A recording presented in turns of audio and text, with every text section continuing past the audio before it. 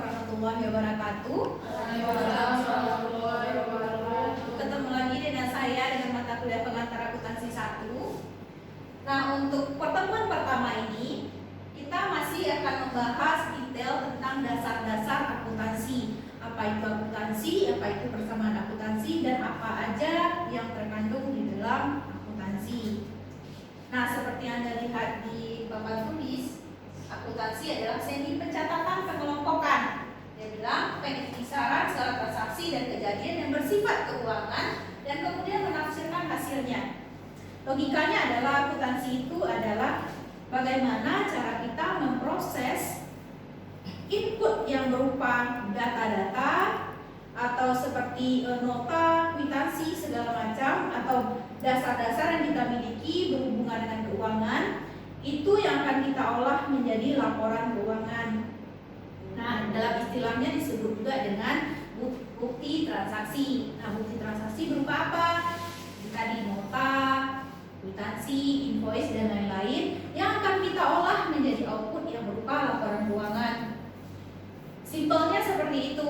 Itulah kerja dari akuntansi. Nah, akuntansi memegang peranan yang sangat penting di dalam perusahaan. Nah, kenapa? Karena akuntansi berkaitan erat dengan hasil dari perusahaan tersebut yang berupa laporan keuangan. Nah, ini untuk sekilas mengenai akuntansi. Terus, ada beberapa pengertian akuntansi menurut beberapa lembaga. Nah, Anda bisa baca ada berdasarkan dari American Institute of Certified Public Account atau ICPA. Ada juga dari American Accounting Association dan ada juga dari Accounting Principles Board atau APB. Nah, Anda bisa baca pengertiannya seperti yang di depan.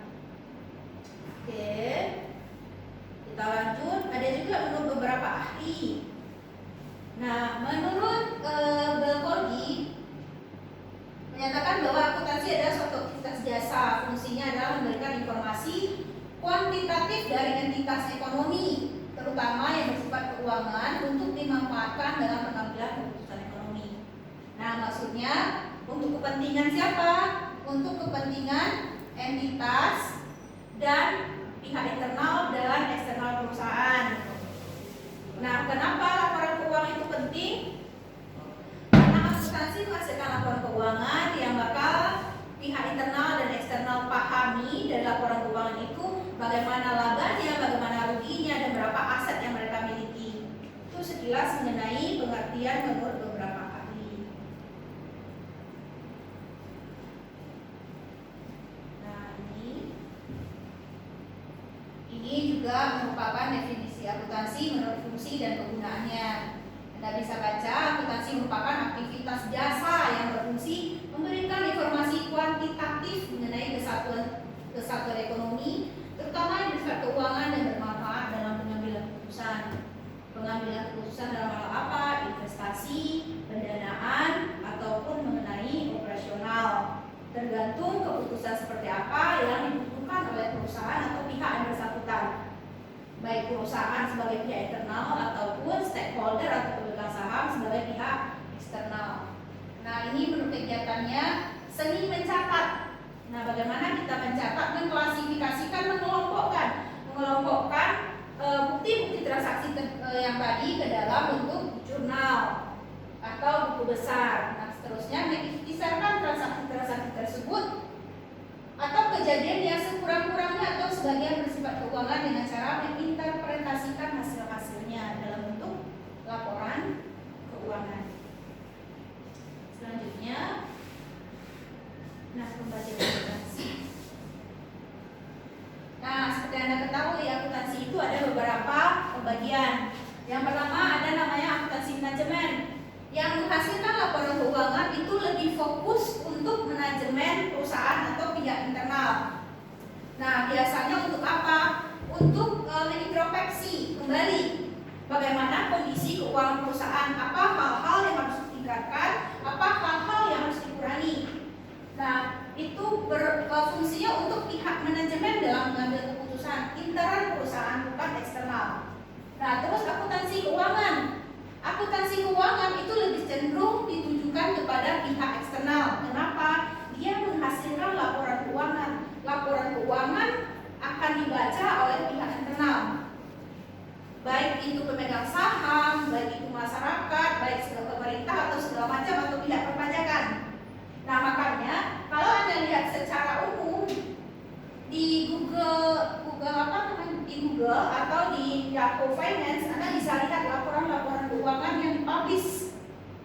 biasanya perusahaan-perusahaan yang udah berbentuk TBK dia akan mempublish laporan keuangannya. Untuk apa? Untuk diketahui oleh pihak-pihak yang membutuhkan laporan itu. Kenapa? Dari laporan keuangan kita bisa melihat bagaimana kondisi perusahaan ini, berapa untung atau berapa ruginya, dan berapa aset yang dia miliki. Apakah perusahaan ini masih sangat layak untuk kita invest atau tidak? Jadi dari laporan keuangan tergambar semua kondisi perusahaan itu. Makanya itu gunanya bisa membaca laporan keuangan. Nah, terus akuntansi pemerintah. Akuntansi pemerintah yaitu berhubungan dengan pihak pemerintahan. Ada akuntansi pemerintahan namanya. Terus juga ada akuntansi biaya. Nah, akuntansi biaya itu biasanya lebih ke arah perusahaan manufaktur. Jadi biasanya itu berhubungan dengan biaya-biaya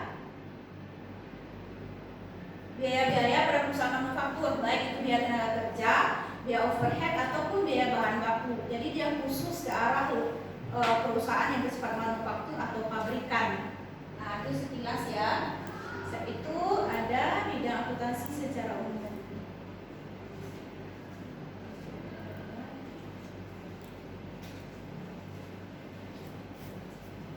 Bidang akuntansi berdasarkan tujuan dan berdasarkan profesi. Ini nanti kita lihat. Terus karakteristik laporan keuangan. Nah, akuntansi itu endingnya adalah laporan keuangan. Nah, apa itu laporan keuangan? Merupakan sebuah catatan informasi keuangan yang terdapat pada suatu perusahaan dan dapat membantu menggambarkan kinerja perusahaan tersebut. Nah, makanya dari laporan keuangan kita bisa melihat bagaimana sih kondisi seutuhnya dari perusahaan tersebut. Tapi rata-rata kalau perusahaan yang masih berkelas standar seperti yang tempat kita bekerja, rata-rata laporan keuangannya simpel sekali. Dia hanya punya biasanya neraca sama laba rugi. Dan terkadang itu pun tidak semua perusahaan yang punya. Kalau mereka punya sistem, biasanya udah tercover itu laba rugi sama neracanya. Bisa kita lihat. Tapi kalau perusahaan, ada beberapa perusahaan pemain di bidang sawit atau apa, dia masih baru, masih banyak yang menggunakan manual catat tangan. Jadi kalau catat tangan itu butuh sekali ilmu-ilmu yang Anda pelajari itu untuk menyusunnya. Karena nggak gampang menyusun laporan keuangan itu, butuh pengetahuan, pengelompokannya, terus benar-benar detail. Ada yang perlu disesuaikan atau segala macam. Tapi sekarang karena semua udah pakai program, rata-rata orang udah beli program jadi ya nggak terlalu sulit. Nah, terus kita lanjut ya. Ini ada standar keuangan, ini karakteristik laporan keuangan. Yang pertama itu dapat dipahami. Jadi laporan keuangan itu harus bisa kita pahami dan kita baca. Terus yang kedua relevan berarti harus sesuai dengan keadaannya, relevansi. Satu keandalan, yang keempat dapat dibandingkan. Nanti untuk data dari saudara saya. Terus pemakai informasi akuntansi.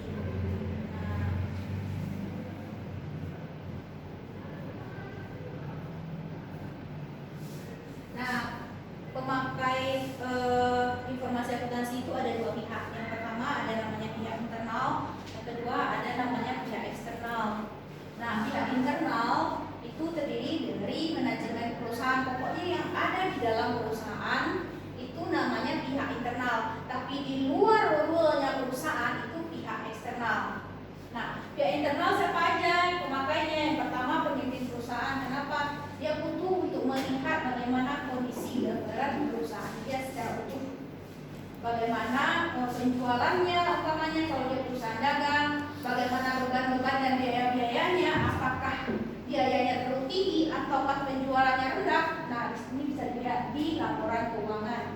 Terus yang kedua direktur dan manajer keuangan. Nah, ini penting banget nih. Biasanya bedakan ya pimpinan perusahaan dengan direktur. Biasanya pimpinan perusahaan itu biasanya ada komisaris, di atas direktur adalah komisaris. Biasanya kita itu berhubungan dengan direktur. Biasanya, jadi kalau ada apa-apa tuh manajer tuh kemana perginya lagi, manajer keuangan di atasnya mau direktur keuangan. Biasanya kita sampai ke sana biasanya. Nah, untuk apa direktur dan manajer mencari, melihat atau mempelajari apa yang harus diperbaiki lagi, bagaimana dia membuat atau berhubungan dengan anggaran apa yang bisa dikurangi, anggaran apa yang harus ditambah, bagaimana mengalokasikannya. Mereka bisa lihat dari laporan keuangan apa yang harus diperbaiki, apa yang harus ditambahin, seperti itu. Jadi logikanya adalah dari laporan keuangan mereka bisa mengambil keputusan strategis lainnya yang berhubungan dengan keuangan mereka. Nah, yang ketiga ada direktur operasional dan manajer. Nah, kembali lagi, operasional biasanya pengeluaran biaya. Kalau operasional, apapun yang berhubungan operasional pasti membutuhkan biaya. Nah, untuk itu mereka butuh laporan keuangan untuk melihat berapa kategorinya. Terus yang keempat, manajer dan supervisor produksi. Nah, ini hampir sama ya. Terus pemakai biaya eksternal. Nah, ada investor. Nah, itu penting banget. Kenapa? Laporan keuangan itu berguna untuk pihak eksternal. Untuk investor, kalau Anda mulai investasi makanya jangan investasi yang sembarang-sembarang, kan banyak sekarang orang tertipu. Anggaplah jangan perusahaan. Sekarang kan banyak tuh, yuk invest ini, yuk nabung dulu segini, nanti bunganya segini. Sekarang penipuan marah kan dengan seperti itu. Nah, investasi 10 juta, nanti dalam 2 bulan bisa terima 20 juta, dari mana dapatnya? Nah, sekarang kan banyak investasi bodong. Nah, seperti juga dengan laporan keuangan via eksternalnya, pemakai pertamanya itu investor. Jadi dengan laporan keuangan, investor akan tahu ini perusahaan masih liquid atau tidak, masih layakkah kita tanam saham kita di sana atau tidak. Ingat ya, kalau kita invest, kita beli saham, berarti kita punya modal, kita tertanam di sana, kita punya hak kepemilikan. Kalau perusahaan itu tidak meyakinkan lagi dan kondisi keuangan, laporan keuangannya sudah sangat jelek, ada kemungkinan dia tumpah, maka Anda bisa mengambil keputusan apakah kita akan terus invest atau kita tarik saham kita. Gitu. Karena kalau udah laporan keuangannya udah perbandingan utang dengan hartanya itu udah 1:1, itu udah mulai berbahaya. Berarti dia punya aset 1, utangnya 1, berarti 0 dong. Bisa jadi nanti utangnya bertambah. Asetnya 1, utangnya 2. Itu ada kemungkinan pilot kan. Nah, makanya laporan keuangan itu sangat penting untuk investor. Terus yang kedua, untuk karyawan. Nah, karyawan itu biasanya kalau perusahaan yang udah TBK, biasanya kan kadang bonus karyawan itu bisa dalam bentuk saham atau gaji direkturnya bisa diganti dengan saham, kan gaji saham kan. Nah, seperti itu. Terus untuk pelanggan, pemerintah dan masyarakat ini tidak diizinkan. Oke. Terus siklus akuntansi.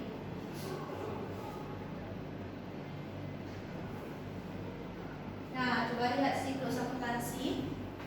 Untuk siklus akuntansi, pertama ada bukti transaksi. Nah, bukti transaksi tadi sama dengan Anda mau belanja, harus ada invoice, nota atau faktur.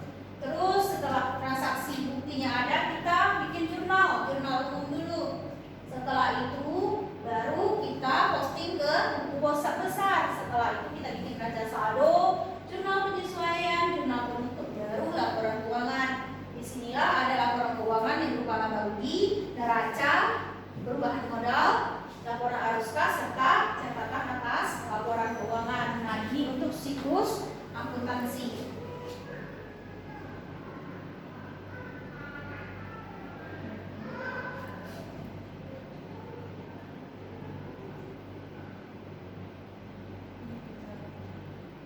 Nah, ini konsep entitas, konsep perusahaan. Nah, dia bilang hak pemilik itu terpisah, kepentingan pemilik terpisah dengan perusahaan. Nah, misalnya seperti ini, dia Eliza, dia punya kepentingan 10 juta dan harta salonnya 10 juta. Itu beda antara harta salon dengan untuk kepentingan. Jadi harta perusahaan harus terpisah dengan kepentingan pribadi atau harta pribadi, tidak boleh digabung. Makanya perusahaan itu dia punya rekening tersendiri. Jadi tidak boleh itu disamakan. Sama kayak Anda, umpamanya orang tua Anda punya usaha di rumah,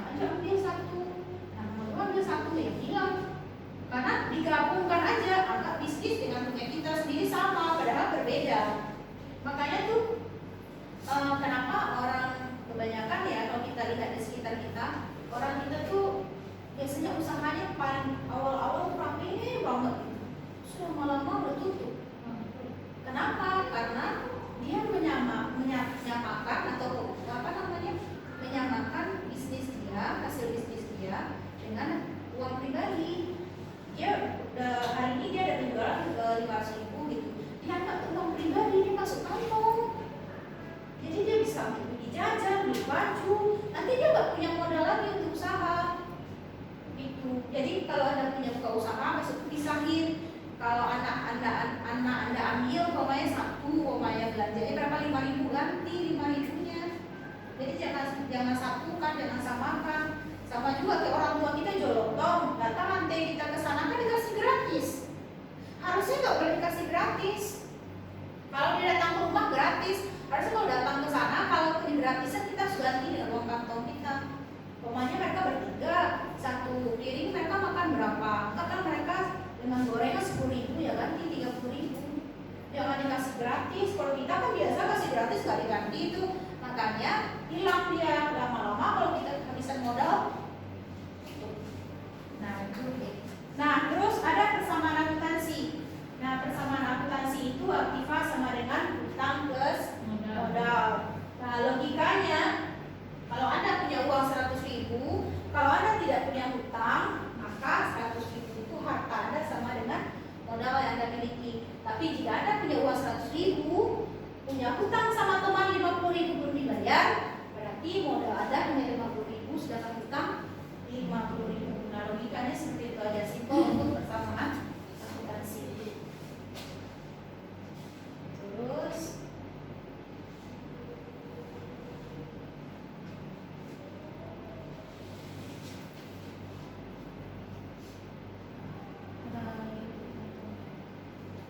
ini untuk contoh-contohnya ya. Aktiva atau harta adalah harta yang dimiliki perusahaan yang merupakan sumber ekonomi. Biasanya aktiva itu ada yang bersifat tetap, ada juga bersifat lancar, ada yang berwujud, ada yang tak berwujud. Nah, misalnya di sini contohnya kas piutang. Kas piutang itu kategori harta lancar, sedangkan gedung, tanah, peralatan kategori aktiva tetap. Nah, juga ada dikategorikan aktiva berwujud dan tak berwujud. Gedung itu termasuk aktiva berwujud. Nah, yang tidak berwujud contohnya seperti goodwill, franchise, brand, hak cipta, merek dagang, dan lain-lain. Cek aja. Nah, terus hutang ada kewajiban yang menjadi beban perusahaan. Nah, ingat kalau berhutang sama teman jangan lupa bayar. Nah, itu merupakan kewajiban maupun perusahaan. Iya, kalau Anda berhutang ya ingat, banyak orang tuh berhutang nggak dibayar. Walaupun 1.000 ya Bu. Kalau konsepnya pinjem itu dibalikin. Kan kalau kita pinjem ya berarti kita berhutang, kalau kita pinjem balikin. Beda kalau ngajak teman makan, aku traktir katanya, aku yang bayarin, nanti kita nggak ada hutang. Tapi kalau dia bilang aku bayar dulu deh, ntar lu bayar, ya berarti hutang. Jangan pura-pura lupa. Kebanyakan orang tuh gitu. Iya, kebanyakan orang tuh hutang tuh gampang banget dilupain. Dia juga enak loh. Padahal secara itu susah. Dia mikir tuh 100.000 itu kecil, 100.000 kecil, terus dia nggak bayar. Padahal kerja itu sama aja capek. Ya nggak? Terus yang ketiga